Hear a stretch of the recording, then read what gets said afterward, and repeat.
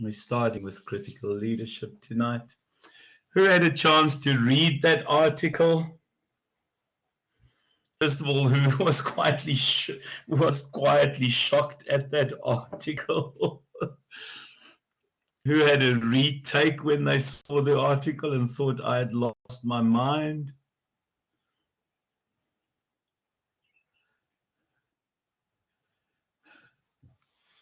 So no, that's fine. That's fine. Yeah, I think they're both Daily Mavericks. I can't remember if they're both Daily. Read the one. Who read the one about Musk, Trump, Russell Brand, and all of that, with all the rude words in there? Justine, were you shocked? Did you think of reporting me? I'm pretty sure you guys have thought of reporting me for other things, which I really don't care about, but about this one. I'm not going to scroll down because I don't really want non-students to see it. Comments about you stopped reading. Justine, why did you stop reading? Goodness me. Do you think of reporting me as well? I love it. Why did you stop reading, Justine? Tell me. Don't type tell me. That's shocking. I'm not one for profanity, so no. Oh, it's in a newspaper. Surely it's all fine.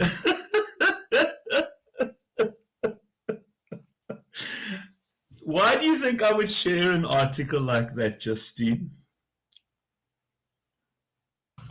I think it's to get us riling a bit in terms of leadership. So I think you made your point. How many times have you been riled, not at Varsity College for being less than efficient, but riled at actual content that you've seen? Oh, plenty of times, eh? I just switch off at that point. It's just easier. Yeah. I love that you stopped reading because that was well, I wanted you to read through. Is her opinion wrong?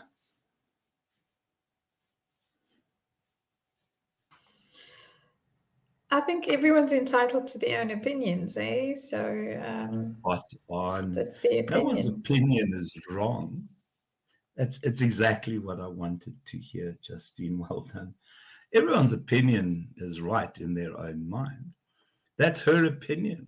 This is the magic about opinion. Everyone has an opinion, and let her have an opinion. She has a platform.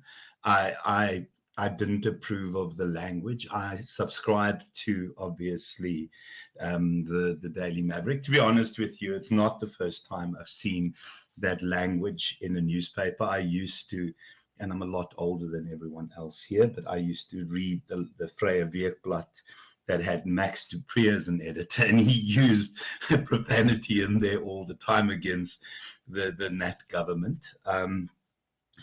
But an opinion is your opinion. In your mind, it can be right, but I'm quite happy to listen to your opinion as long as you listen to my opinion.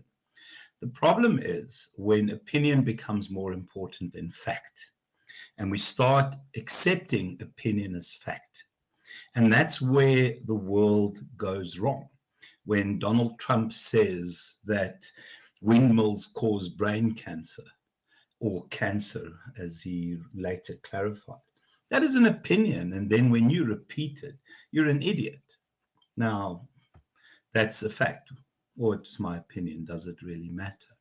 But the simple truth is, the moment you start stating your opinion as fact, it becomes problematic. And the moment you start repeating someone's opinion over scientific facts, the world goes wrong. And that's what's wrong with what's in here. So many of those individuals have opinions that people have taken as fact. Now, I don't know whether Russell Brand is guilty or innocent. It's not been proven. I really don't care too much for Russell Brand, to be brutally honest with you. My opinion is that Elon Musk has lost his mind. My opinion is that Donald Trump is white trash. That's my opinion. I don't know how much that is factual. But Justine, I'm glad that you at least read it and were offended. Okay. Charles, tell me what you thought.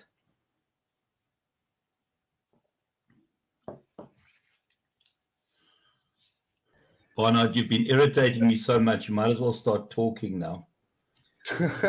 So you're gonna have to forgive me. I've just been playing catch up with so many of the normal work. Yeah, no problem. Go for it, Lishal. Have you not read?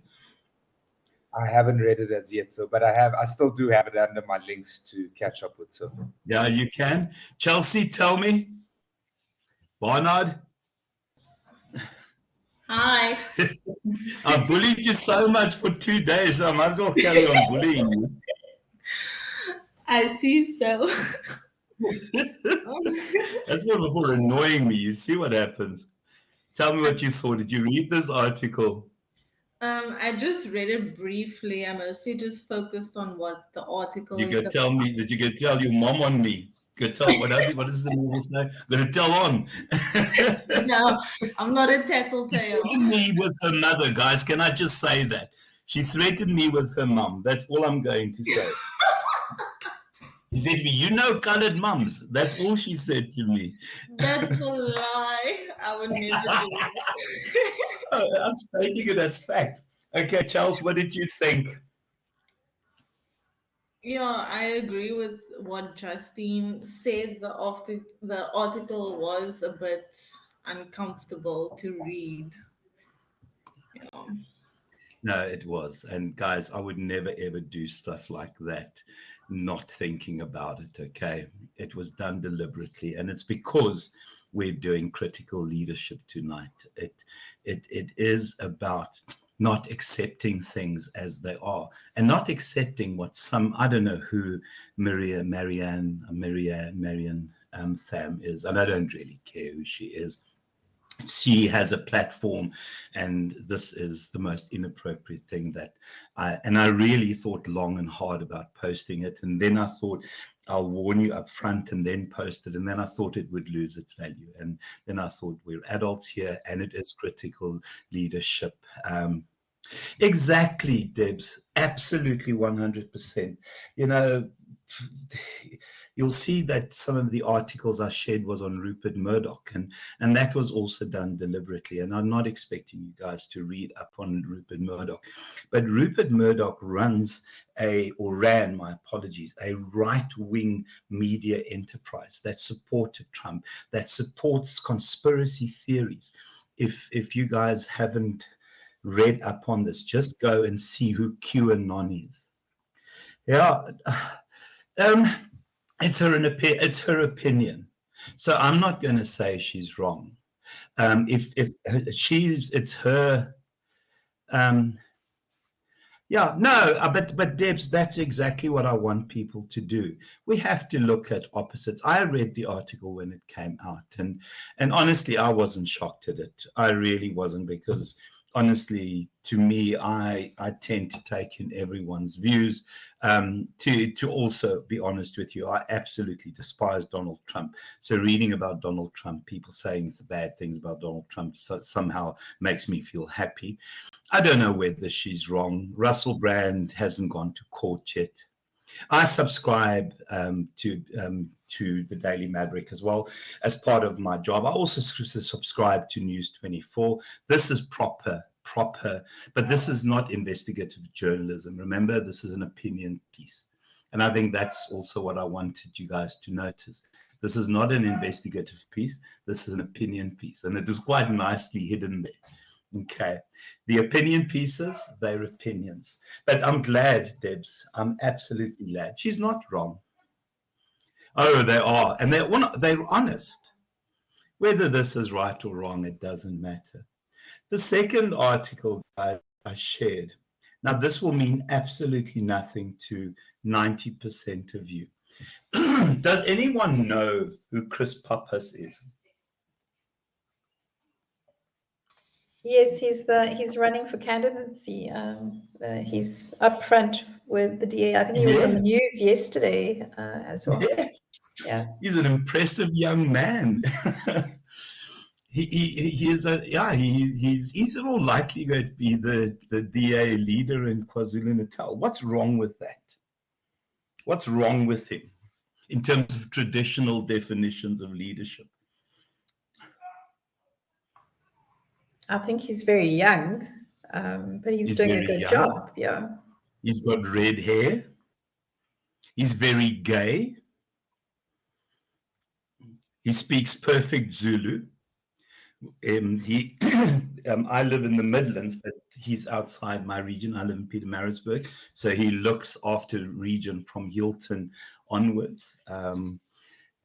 When trouble is in the biggest township in that area, Mpumene, the locals call for Chris to come sort it out. So this young gay, and I'm sorry, I think we're going to label here, and my apologies for that, and it doesn't really matter, but this redhead, pale, gay, English, perfect Zulu-speaking young man goes in, and the only people the local people would talk to is Chris.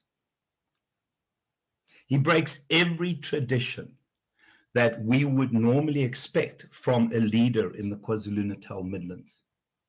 And why does he do that? He turned the Midlands municipality around, taking them from being in the red to being in the black in a record time. He runs the municipality in a collaborative consensus way. He allocates tenders on the basis of local involvement. There are no tenderpreneurs around. Every tender process, they get completely clean audits from the Auditor General. This is an impressive young man, and please don't make anything about the fact that I said he's gay. It is just how non-traditional he is. And if you go up, and I'm 60 years old, so none of this matters. But on a Saturday night, he is at the Rotunda Beach Bar having drinks with some of my students because he is one of the people.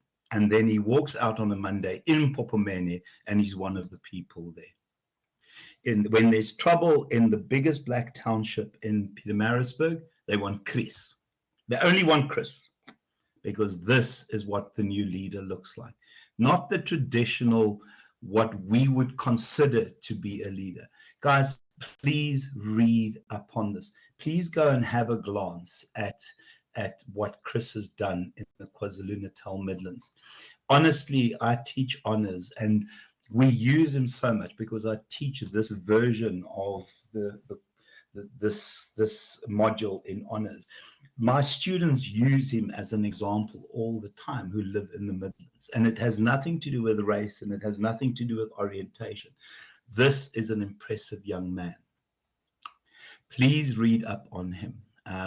Debs, I agree with you. Does anyone live in KwaZulu-Natal other than Deborah? Because Deborah, obviously you know about him. That's exactly it, Deborah. He is not what politicians are about. And also, he's honest, which disqualifies him from being a politician in South Africa. Remember, guys, my opinion? Well, unfortunately, there's so many facts. No, it's impossible, Chelsea. It's impossible. Unfortunately, it's impossible. It's impossible. We'll see significant shifts, but I don't want to do my predictions here because, mind you, I don't care what I say, to be honest with you.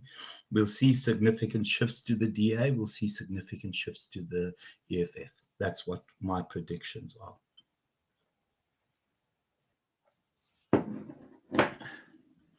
Yeah, well done, Deborah. I think he's got a Twitter account. I don't follow him, but we see so much news in the Midlands about him. Well done, Debs. Really well done. Okay, before we start, guys, any questions, any comments, please read up on this guy. Right, so now that you're all offended and nicely awake, let's look at critical leadership. If you want to report me, go to Ali. I think Ali's given up with me, Alison, and I really don't care what Alison says anymore, to be honest with you. I think we're now at the point where we just assume that I'm going to annoy her and she's going to annoy me. I'm being recorded, so she can listen to this tomorrow as well. I don't really care. Right, guys, so when we look at critical leadership and critical theory, the intention today was really to get you to look at the world slightly differently.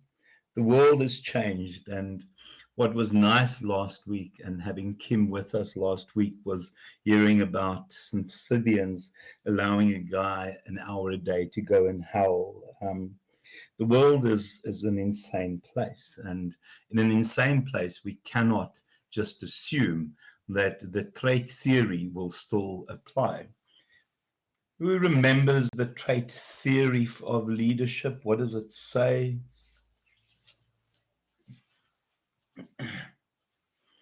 Who remembers the trait theory of leadership? Come on, guys. Don't make me take 20% of everyone on the call. Remember, characteristics make the leader. So the guy who's taller, better looking, that's the second one, behavioral traits. Yeah, we'll put it into that as well. Yeah, better, good looking. So I always think of the traits theory, and all of you have seen the movie Shrek, but it's Prince Charming on a white horse racing off to save Princess Fiona. Now I know that it's Prince Charming because it's a male leader, long, tall, good-looking guy, flowing hair on a white horse, saving the maiden. Situational leadership, which suggests that you adjust your leadership style depending on the situation. Path goal theory. Who remembers path goal from their undergrad?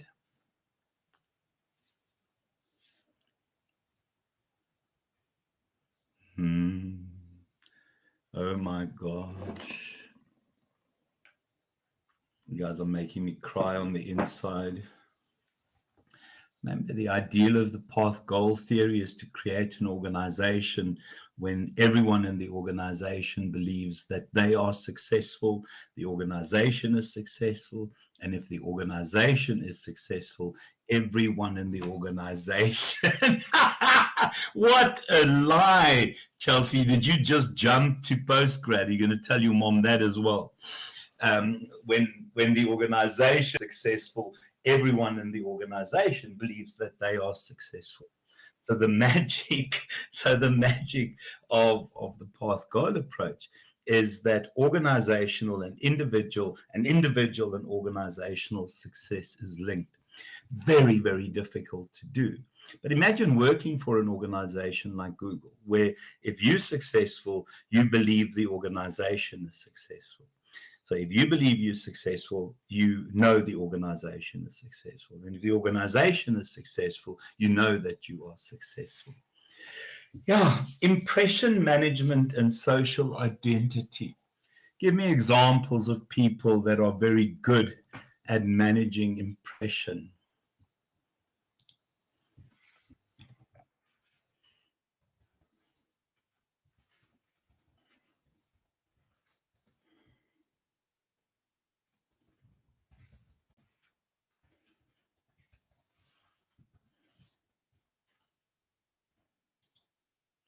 Guys, who are the people that are very good at managing impression?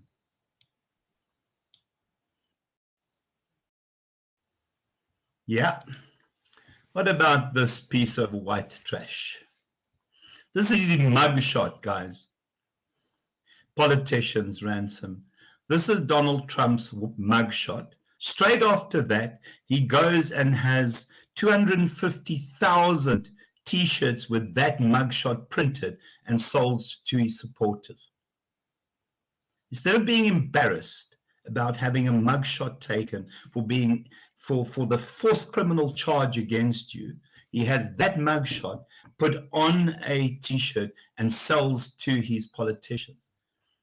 You know, if that's not impression management, and he thinks that's a good photo.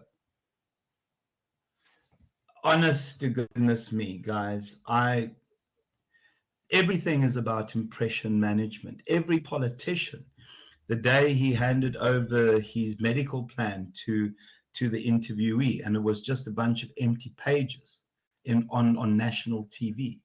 Impression management is one of the most irritating things that you get. Give me examples of how people manage impression in an organization. How do you know when people are busy managing impression where you work?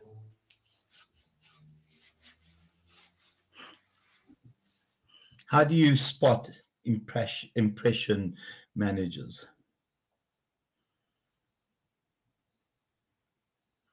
For me, it's people always under the move with something in their hand with nowhere to go. They're always busy, they're always running, but you never see them get anywhere and they never achieve bugger all. I don't know if you work with anyone like that.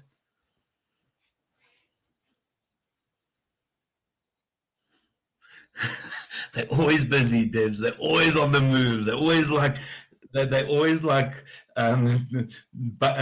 bunnies. Oh, yes. They're always like Energizer bunnies on speed, always going somewhere. They're always going. Yes, yes, yes, yes. Absolutely fantastic. Yeah, also claiming the work that others did themselves. And often they dress well, they look good, they smell good, but you can see there's never anything coming out of those individuals. Love to take credit, love to take, pure useless individuals. Loud. Pass the pineapple people. Love that, guys. Social identity. I find how politicians manage. Yeah, I find how politicians manage the impression. It's just spin doctoring all the time.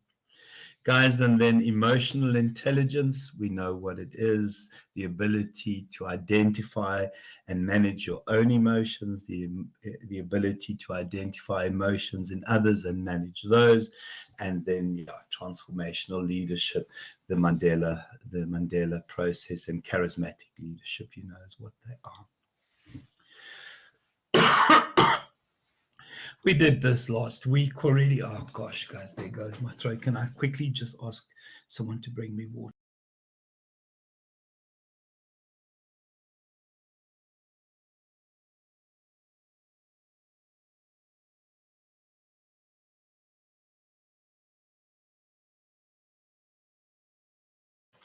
So if we look at this, I'm not going through that, but one of the things that critical leaders are looking at is the notion that somebody in a management position essentially runs the show and everyone bows down to that person. If that person disappears, everything in the organization ends, and woe is us, and that's nonsense. We know that set of principles actually has changed.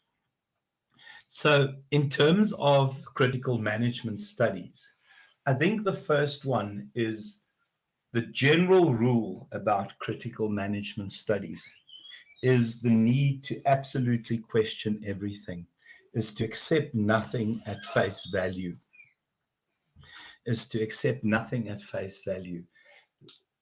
For too long, we've adopted a Western American tradition in terms of the theories that we use, in terms of the approaches that we adopt, in terms of the best practices that we've defaulted to.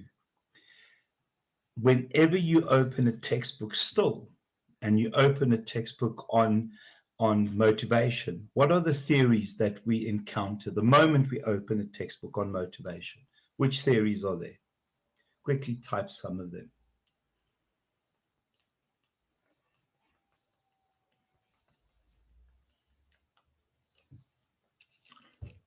The moment you open a textbook on motivation, which theories are you likely to encounter? Come on, guys. Hertzberg, you've missed the M one, but well done, Mads. Yes, we can't miss Maslow. You're going to see Maslow. Which are the others? You'll see Murray, which is a variation on the theme. You'll see McClelland, McClelland's needs theory. What are some of the others that you can't miss Aldurfer's ERG. You can't miss Aldurfer's ERG. They're all Western American, and all of them have value. But the reality is we've always defaulted to a Western American approach to every single theory that we've used. And the wisdom about traditional management best practice needs to be questioned. There is astonishing work coming out of other areas. And the world has changed. Maslow's theory was written more than, or suggested more than 100 years ago. It was never a theory about motivation anyway. Hertzberg's theory, although people still use it, was based on very, very unsound principles. There were so many leaps and assumptions and extrapolations made that were not at all reliable and valid, and yet we use it as gospel. So we have to start looking at a different way of leading, and this idea that managers essentially, without them, we can't do anything. That's a load of nonsense. Managers cannot be everything anymore. The world is way too complex to actually just rely on a single leader to take us into places. The world has evolved. We need new theories. We need new ways of looking at it. And if you can take one thing away from tonight's lecture, is question everything. Don't accept things at face value. Don't accept what you read in newspapers, even the Daily Maverick, Debs, even the Daily Maverick. And I am a big fan of the Daily Maverick. And that's why the Opinionista thing, well, it's an opinion page. I don't know who the woman was that wrote it, and I don't particularly care. But I think the essence of it is we need to start questioning everything. Anything I say here, you need to question. You need to challenge me on. Because the simple fact is we live in a world that is so complex and is so confusing that to believe that one person knows everything. I know very, very little because my life is spent learning from my students. And honestly, I learn so much every day that I come here and I just steal ideas from you guys, and I share it with my students tomorrow. And what I share with you, I've stolen from my students today. So Papas came onto my radar from my students. And then obviously I started following him. So guys, when we look at critical theory, I think the first one is questioning the fact that management puts you in a position of privilege over other people. To accept that is very dangerous. The first the thing that you're accepting is that managers are more competent, are brighter, know more than you, and essentially could not be done without. And we know that that's absolutely rubbish, because good managers surround themselves with really good people. And then the second one is to question these traditional accepted power relations and ideologies. I would hate to work for an organization where someone says to me, you will do because I've told you to do. I think the worst thing that anyone could do to me, and I'm a nobody at Varsity College, guys, I think you need to understand that, is dare say that to me. Because, well,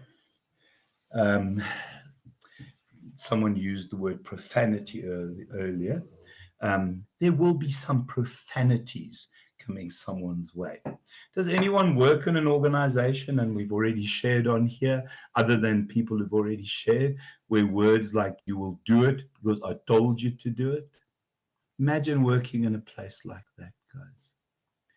So if we look at critical management theory, the first one is to look at a new non-objective way of management techniques, because we spend so much time measuring and worrying about what Fayol said, and worrying about what Weber said, and worrying about work measurement and all that other nonsense, that we need to start looking at the human practice of management. We need to start questioning this notion that we cannot essentially do without managers. We need to start questioning everything.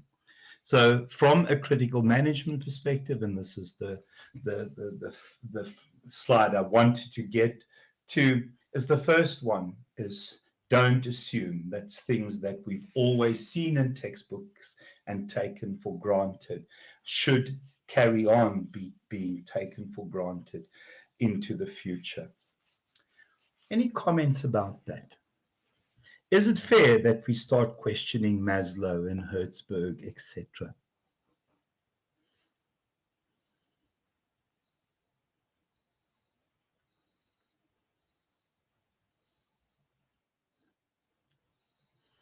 We've just simply followed it. We've just assumed it's right. Why? Because it's in a textbook.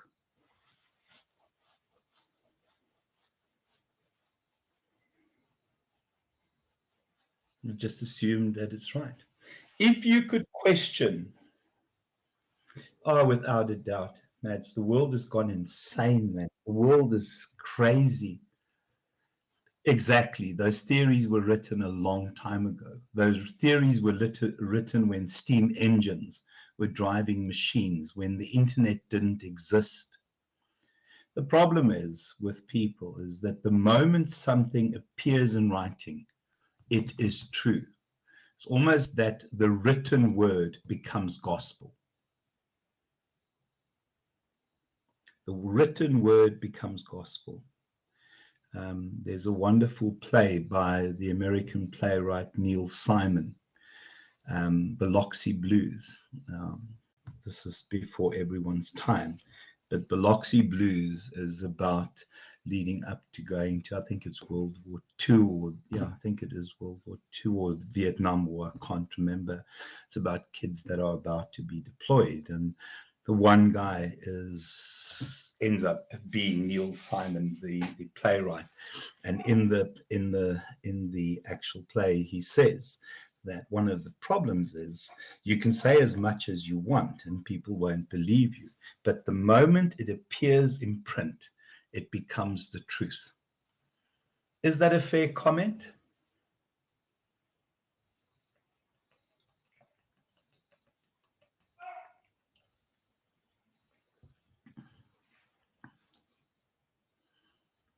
Is that a fair comment? The moment it appears in print, we tend to take it as the truth. I'd like to hear. Well, surely that article I shared with you yesterday was in a newspaper. Of course, Justine, and that's exactly what the answer is I'm looking for. But for some people, it gets printed. It's shown commitment. Somebody's edited it. So I go onto Facebook and I write the earth is flat, and a bunch of flat earthers like it and share it. And we now have a flat earth society. Good for them. Yeah, people do. There's a bloody flat earth society, guys. Flat earth is an opinion. The scientific fact is that the earth is round. My wife works with a flat earther. He's too scared to travel because he's going to fall off the edge of the planet. My wife is an architect, by the way. She's not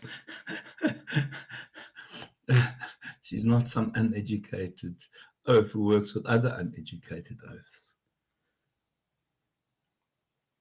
Guys, what do you think about the first one, that we should start questioning the existing social order?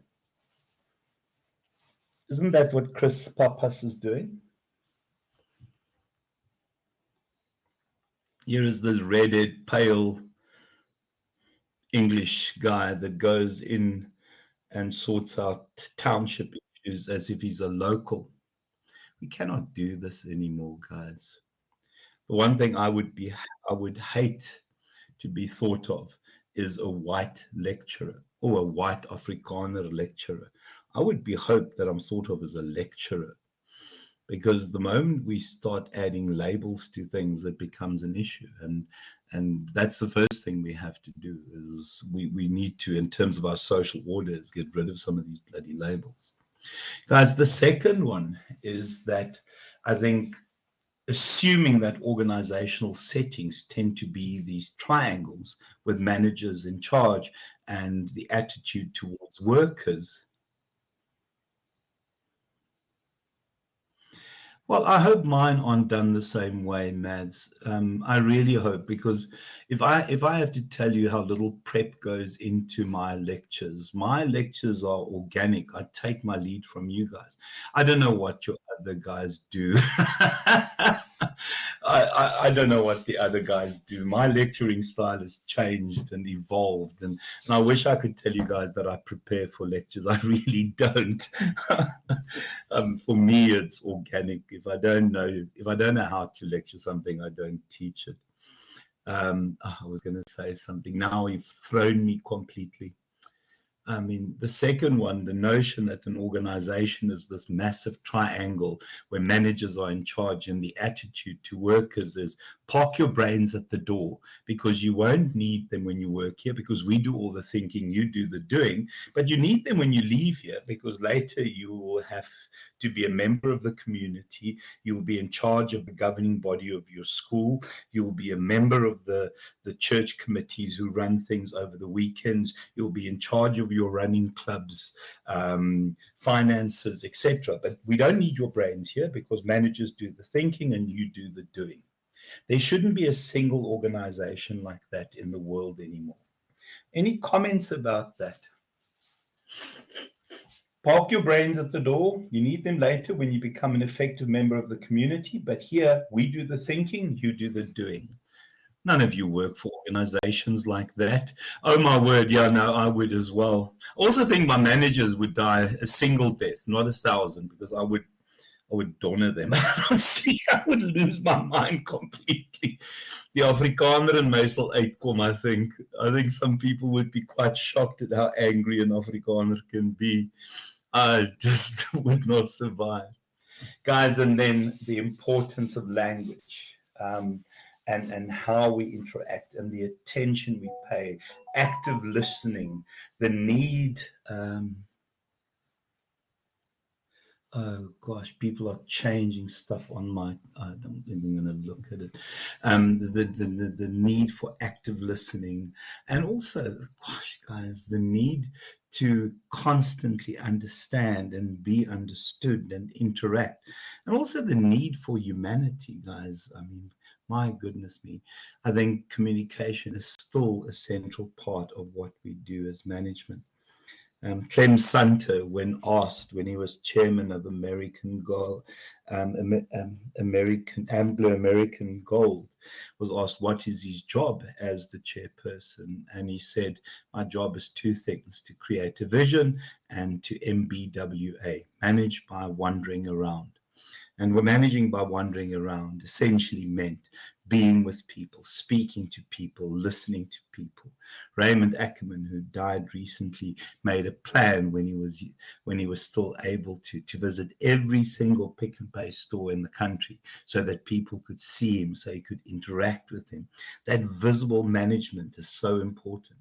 And I think sometimes managers sit in an office and essentially just isolate themselves as if they're far more important than the rest of the world. So guys, in terms of critical management studies, we need to link to critical leadership studies. And again, this question that we have to essentially accept the fact that managers are in charge, leaders are in charge, and that we follow. Chris Pappas is successful because of his style, because of his way he communicates and interacts and listens.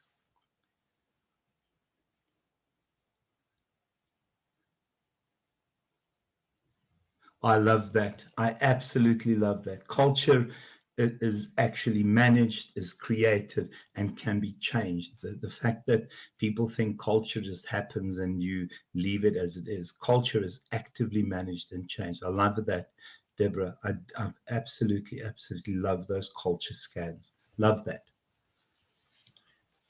Right, so guys, in terms of the things that we need to check from a critical leadership perspective, the first one, this essentialism thing, which throws aside this syndrome of individuality.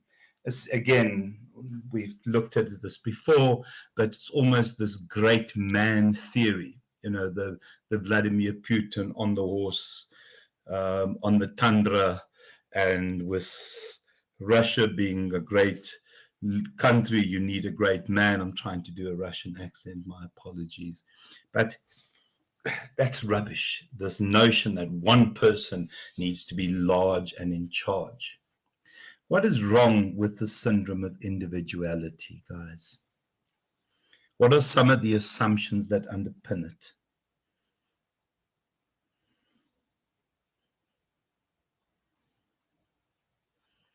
What are some of the assumptions that underpin it?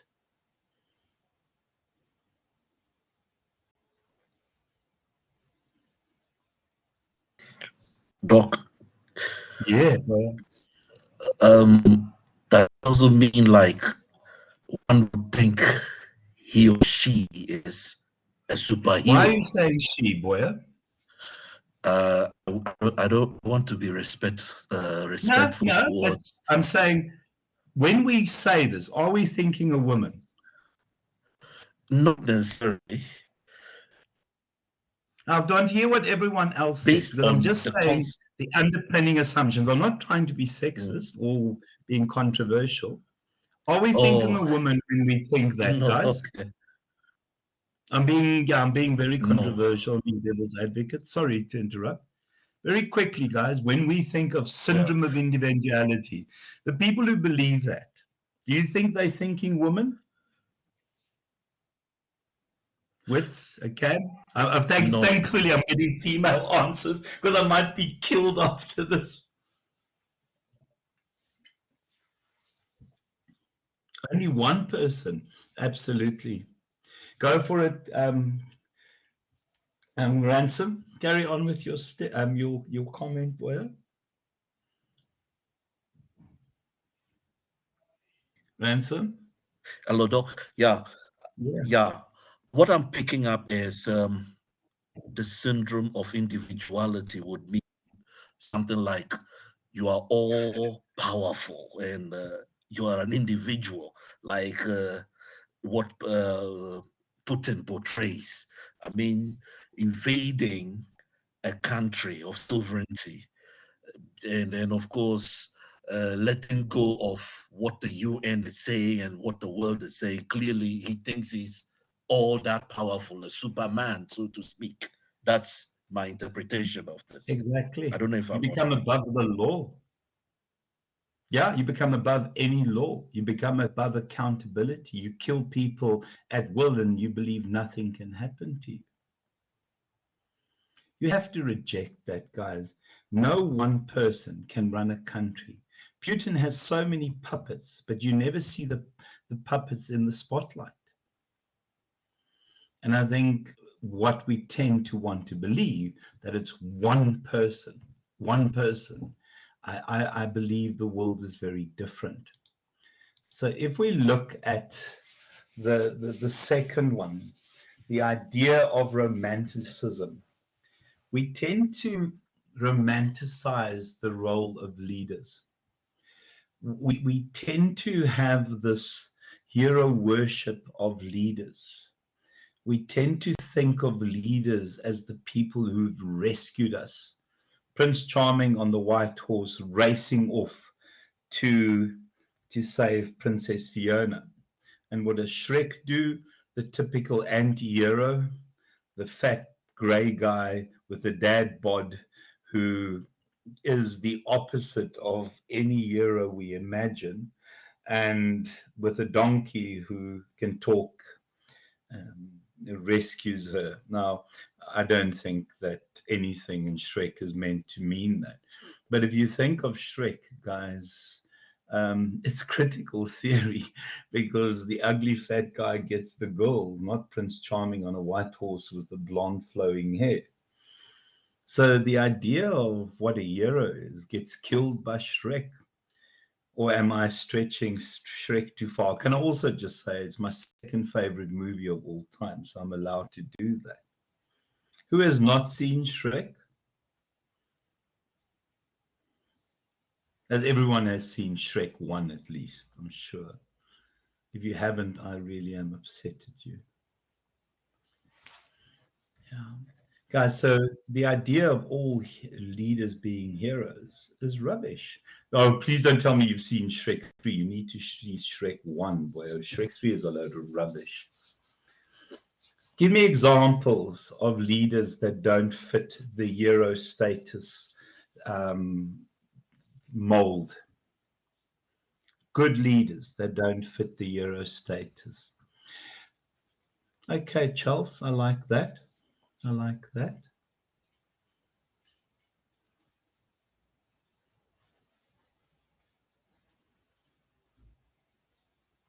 I like that. Leaders that don't fit the hero status. Yeah. I don't know whether he's a great leader. I think some of the stuff he does is dodge for me, but okay. And some of the stuff he turns a blind eye to is questionable.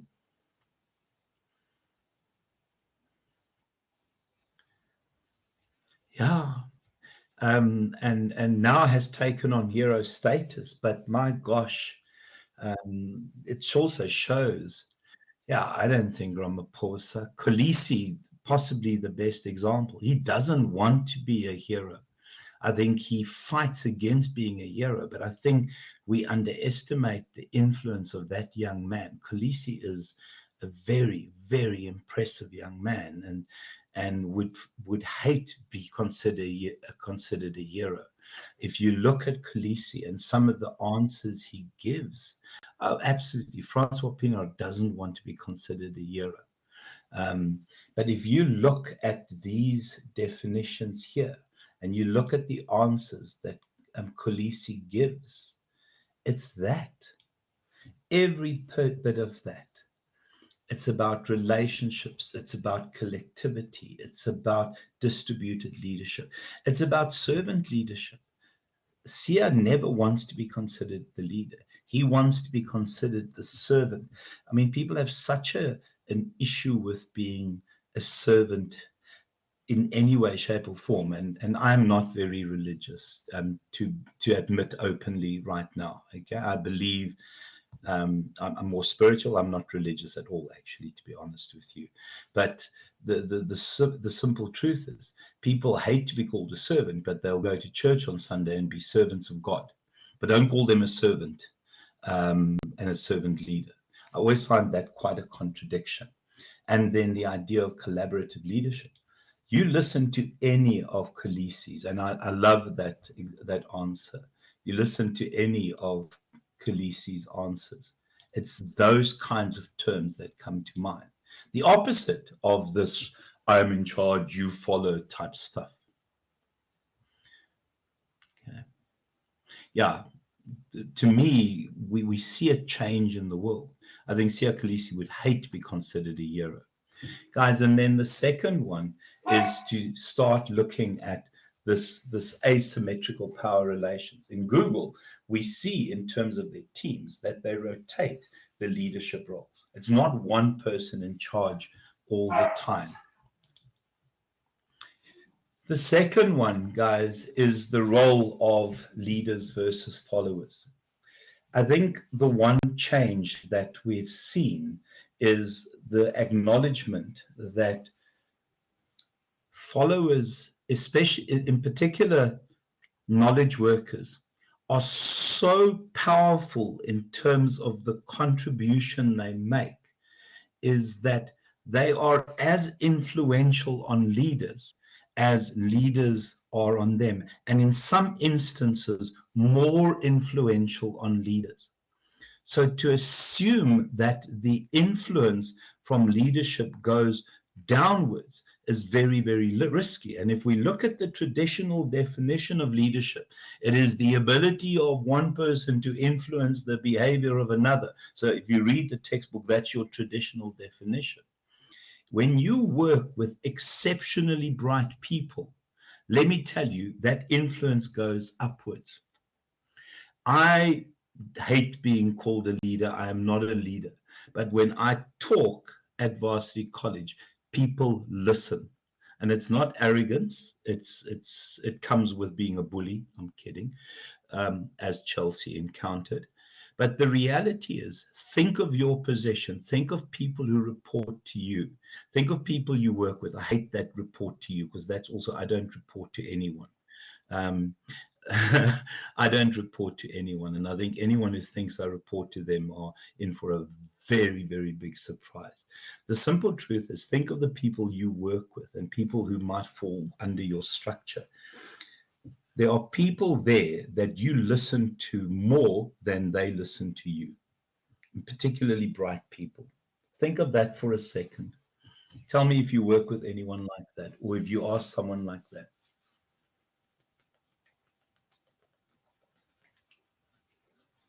So that, Debs throws this nonsense out the window. Justine, there is that out the window, because a chairman normally gives instructions downwards. That throws all of that rubbish out the window. Well, sorry, that rubbish there, the first bit. The assumption that because you're in charge that you influence downwards only, that is gone. That is absolutely gone.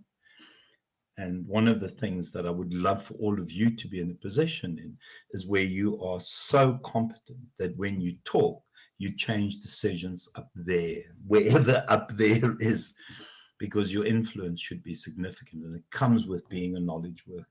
It comes with being competent, and it comes with being a versatilist. For me, this part of this course, as much as it's a leadership course, it is the need to question everything that you believe about leadership, not what we believe about leadership, everything that we've seen in textbooks about leadership. Okay, guys, yeah, it's 7 o'clock already. Oh, I'm so long-winded. Can I ask that you have a look at these slides? And I think I've done the important bits. Have a look at this. Some of the stuff okay, Mads, we've got to do that. Okay, so not the assignment. One person will upload the assignment. Have a team leader who will upload the assignment. I don't want everyone to upload the assignment because it's going to break safe assign. So select a team leader. The team leader will put everyone's names on the assignment and everyone's student's number. The team leader, okay, oh shucks, okay, go boyo. Just tell, can someone just tell Ransom to be okay? He's rushing off to the clinic. Okay, so here, and I'm going to record it as well. Oh, Mads, you can just put it on the group for me. Okay, so in terms of submitting the group assignment, and Paula will tell you the same thing, guys. One person submits, and that's the team leader. And then make sure that every other person who has worked on that puts their detail on there, their name and their student number. Okay. In terms of my voiceover message, oh, it's you guys are told to stop being fusspots. I forgot about that. Let me stop recording. I need this record.